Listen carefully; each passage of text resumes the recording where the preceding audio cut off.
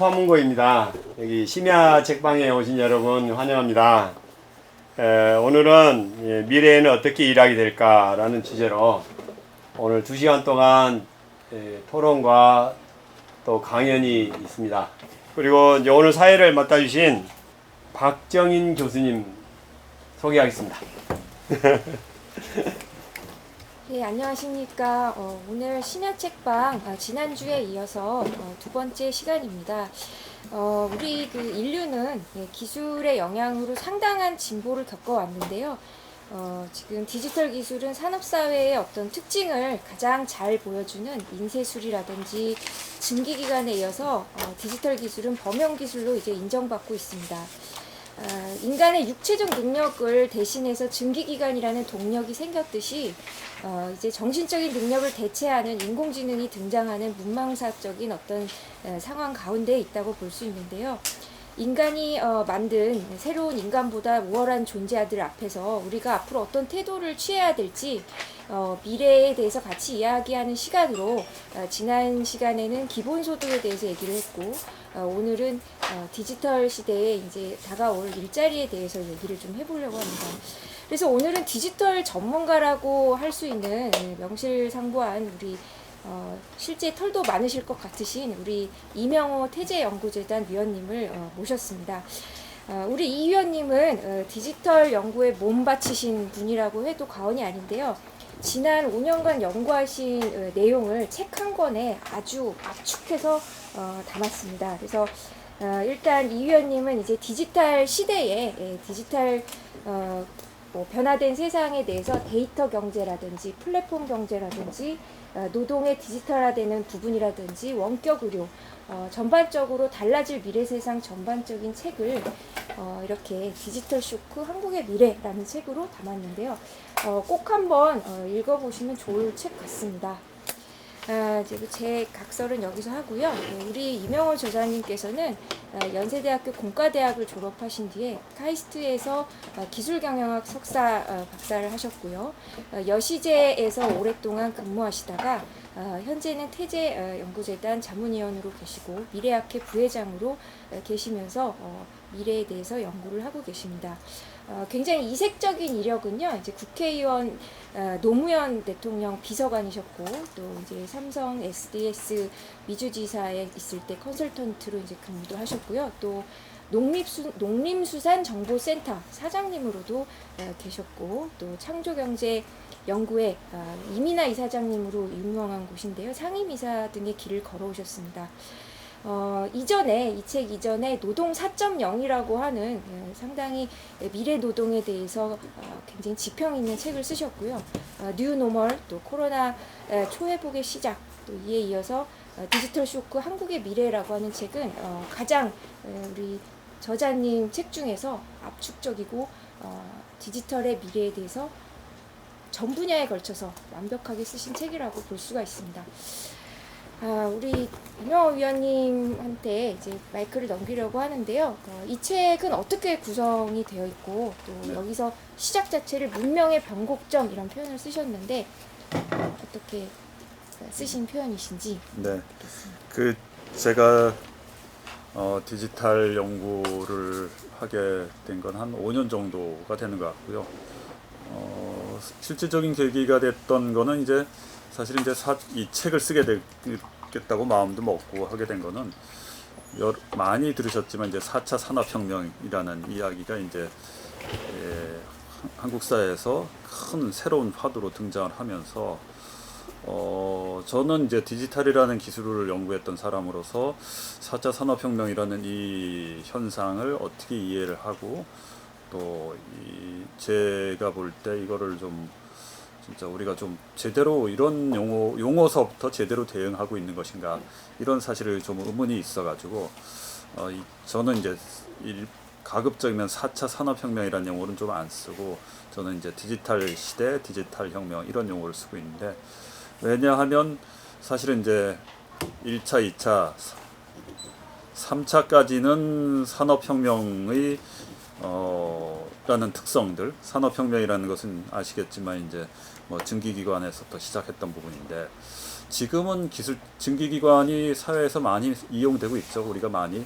근데 이제 대표적인 증기기관이라는 것이 동력기관들이고, 동력기관을 기반으로 해서 움직였던 것들은 뭐 자동차서부터 뭐 이제는 없어졌지만 전축을 들 때 음반을 전축을 들 때 MP3라든지 다 이 모터라든지 구동하는 것이 다 이제 산업혁명이 기반이 됐던 일반적으로 범용 기술이라 그러는데, 그런 엔진에 기반했던 것인데, 이제는 여러분들은 엔진과 모터라는 개념의 시대에서 사실 벗어나고 있거든요.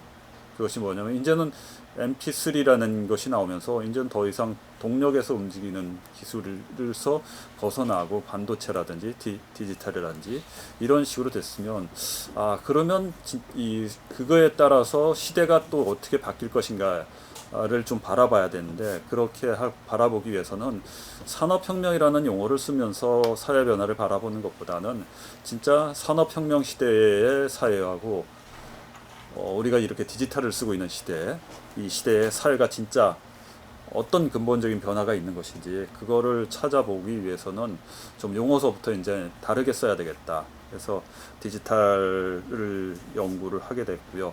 그러면서 기술이 갖고 있는 특성서부터 시작해서 경제활동 방식이 변화되고 있는 것, 그리고 우리가 일하는 것들은 어떻게 변하고 있고, 우리가 살고 있는 공간이라든지, 그리고 학교일 수도 있고, 그 공간은 어쨌든 의료가 일어나는 의료 공간일 수도 있고, 사무실 공간이라든지 이런 것들도 어떻게 변화하고 있고, 특히 최근에는 이제 재택근무라는 개념들이 코로나 상황에서 많이 일반화됐는데, 이런 것들을 좀 바라보면서 좀 다른 변화들이 일어나고 있는데 우리가 그 다른 변화를 놓치고 있는 것이 아닌가. 그리고 그 다른 변화가 일어나고 있는데 우리는 여전히 산업시대적인 생각을 갖고서 여전히 그 사고방식에서 살아가고 있는 부분들이 있는 것 같다. 그래가지고 좀 그런 것들을 좀 문제제기를 하는 측면에서 이렇게 썼습니다. 그래서 그러다 보니까 문명의 변곡점이라는 이런 용어를 좀 쓴 것도, 이제는 시대가 변하고 있는 거를 진짜 그냥 시대가 변하고 있어 이런 것이 아니고, 근본적으로 진짜 무엇이 다르게 변하고 있는지 그것을 좀 큰 프레임에서 한번 지켜보는 측면에서 문명이라는 용어를 과감하게 좀 썼습니다. 그래서 이 책을 읽으시면, 내지는 제가 계속 오늘 말씀드릴 것도 그런 좀 이전과 다른 우리 특성들을 잘 알고 이해를 하면 앞으로 살아가는데 도움이, 생각서부터 바꾸고, 그리고 그 변화를 또 수용하는 거하고 변화를 또 어떻게 또 자기가 활용할 것인가, 이런 측면에서 도움이 됐으면 좋겠다 하는 계기에서 책을 쓰게 됐습니다. 이게 좀 길어졌습니다. 예, 좀 너무 이제 추상적으로 좀 말씀을 하셨는데 이제 콕 집어서 이제 디지털 시대와 비디지털 시대의 차이점이 무엇인지 정확하게 좀 설명해 주시면 감사하겠습니다. 네. 일반적으로 디지털 시대와 비디지털 시대, 뭐 그렇게 비디지털 시대는 이전 시대라고 볼 수 있겠죠. 산업사회 시대. 가장 큰 것은 지식을 다루는 방식이 달라졌다는 겁니다. 그전에는 지식을 다루는 방식이 저희 책자를 통해서 내지는 신문 지상을 통해서 활자된 것을 통해서 받아들이는데, 그런 매체들은 다 게이트 키퍼라는 것이 있어서 편집자가 있고, 그거를 통과해야지만이 이 제한된 지면에 글을 쓸 수 있는 거죠. 그래서 사실 전문가들이나 엘리트들이 그러니까 사회의 담론이나 그런 것들을 이렇게 주도했다면, 인터넷이 등장하고서부터 이제 그런 것들은 없어졌죠. 여전히 뭐 일반 대중 매체들은 있지만, 이제는 사실은 대중 매체들보다 더 뛰어나게 더 자기 의견을 내고 영향력을 행사하는 것이 가능해졌죠. 그런 것들이 지금 저희가 이렇게 이 동영상을 찍어서 올리는 유튜버라는 것도 있고, 그리고 여러 가지 뭐 SNS라든지 이런 것들이 이제는 자기 목소리를 내고, 그리고 자기가 지식의 생산에 일원으로서 쉽게 참여하는 시대가 된 것이죠. 예, 네. 지금 말씀하신 것처럼 디지털 시대와 비디지털 시대의 큰 차이는 게이트키퍼 문지기가 사라졌기 때문에 표현의 자유를 확장적으로 누리는 그런 시대가 왔다는 그런 의미로 들리는데요.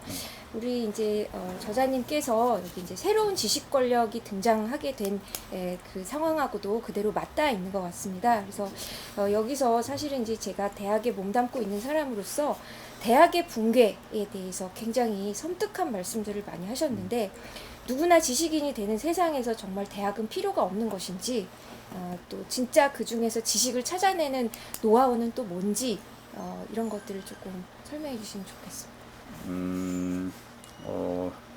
사실 이제 지식이 중요한 시대는 뭐 변함은 없을 거라는 생각이 듭니다. 지식이 어느 시대나 이제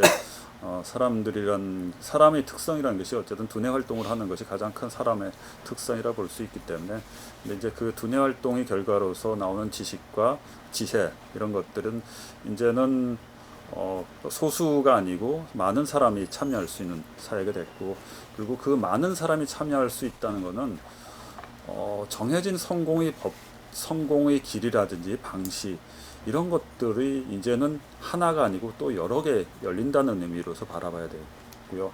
그러니까 이 산업사회에서는 그 산업사회와 디지털 사회가 지식의 생산 방식이 다르다는 의미는 저런 겁니다. 기존에는 어떤 것들을 내 아이디어를 구현해 가지고 무엇을 만들고 뭐 하는 것이 상당히 어렵고 돈이 많이 드는 것이었는데, 이제는 쉬워졌는 거죠. 이전에는 무엇인가 조각을 한다든지 기계를 만들기 위했던 시대가 중요한 시대였다면, 이제는 무형의 컨텐츠를 만드는 것이 가치가 있는 시대가 됐는데, 그 무형의 컨텐츠라는 것은 쉽게 제작할 수 있죠. 중요한 거는 이제 아이디어가 더 중요한 시대가 된 것이죠. 그전에는 한번 시도하기 위해서는 비용이 많이 들기 때문에 사회적으로 자원을 할당하기가 힘들었기 때문에 어떤 몇 개의 길만을 사람들이 다 따라가는 것이 좋겠다, 이런 식으로 했었 것이 바람직했는데, 지금은 그게 아니고 다양한 시도를 하는 것이 쉬워졌고, 그 다양한 시도를 하는 사람들이 중에서 특출나고 또 영향력을 발휘하는 사람들이 사회가 픽업이 되는 시대가 된 것이죠. 그렇기 때문에 지금 현재 우리나라 교육의 문제를 자꾸 이야기하는 것들도, 우리는 산업시대의 성공 법칙에서 살았고, 그렇게 성공한 부모들이 여전히 그런 똑같은 길을 따라가는 자녀들을 원하고 있지만, 지금은 그런 시대가 아닌 시대가 앞으로도 되고 있는 것이죠. 그래서 서양 같은 경우는 10개, 100개를 시도해서 그 중에서 5개가 성공하고, 그 5개의 성공이 진짜 그 파이라고 할까요? 그거는 뭐 기존에 10명이서 2-3개를 만드는 것보다 더 많은 것을 만드는, 흔히 얘기하는 뭐 벤처 기업들이 순식간에 큰 기업이 되는 세상이 된 것도 바로 디지털 시대이고 특징들이 드러나는 것이고, 근데 우리는 이제 그런 것들을 여전히 인식하지 못하고 있는 측면들이 있는 것이죠.